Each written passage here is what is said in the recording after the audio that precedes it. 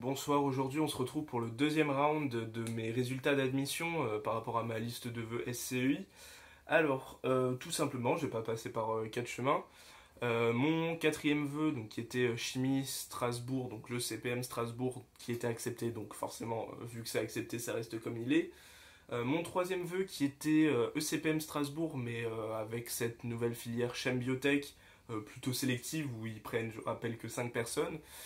Je suis toujours deuxième en liste d'attente, donc je sais pas trop ce que ça veut dire, vous comprendrez par rapport à mon premier vœu, je sais pas trop ce que ça veut dire, mais bon, de toute façon, au pire, si j'ai pas chimie biotech, c'est pas grave, j'ai chimie normale. Bon, ça voilà, ça a pas bougé.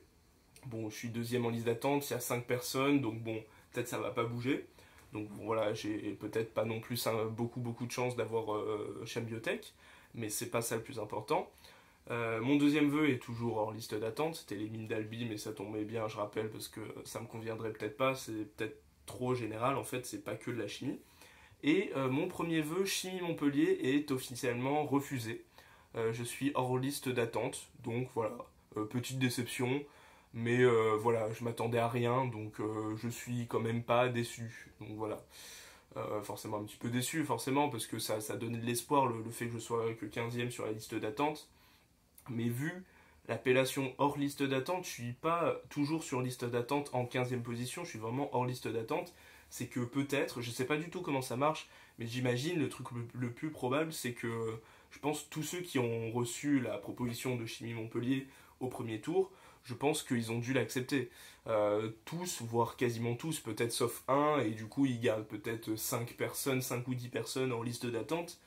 Mais je pense que si je suis vraiment hors liste d'attente, enfin je suis hors liste d'attente, mais si je suis comme ça, c'est probablement parce que tout le monde a accepté, comme en plus c'est une bonne école, au niveau de la chimie, même au niveau national, c'est quand même une école qui est assez reconnue. Je pense que c'est logique que les gens l'apprennent, ne chipotent pas.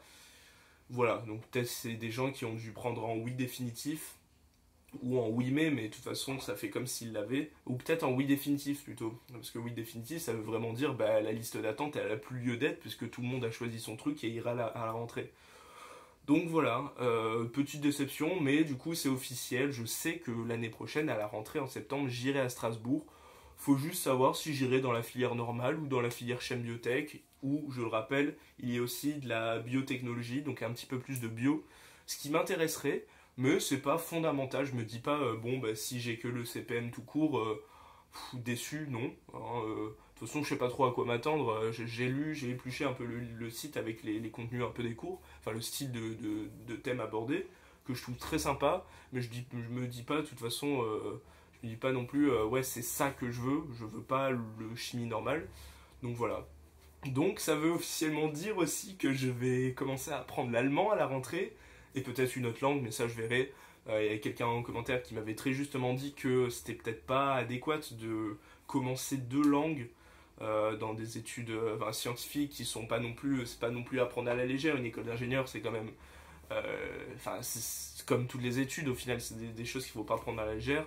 Et c'est pas ça le truc central de mon étude, donc peut-être commencer deux langues, c'est peut-être risqué, mais de toute façon, là, ça va pas être un concours à la fin, j'aurai pas à me mesurer aux autres, ça va être des espèces de partiels à valider. Il doit y avoir aussi, selon les matières, du contrôle continu. J'ai pas regardé, je sais plus si c'était à Strasbourg, mais je crois que c'était à Toulouse ou aux mines d'Albi, il y avait aussi, selon les matières, en fait, il y avait du contrôle continu. Et donc voilà, donc c'est un minimum, c'est un peu un tout, c'est des examens à passer, mais aussi du contrôle continu.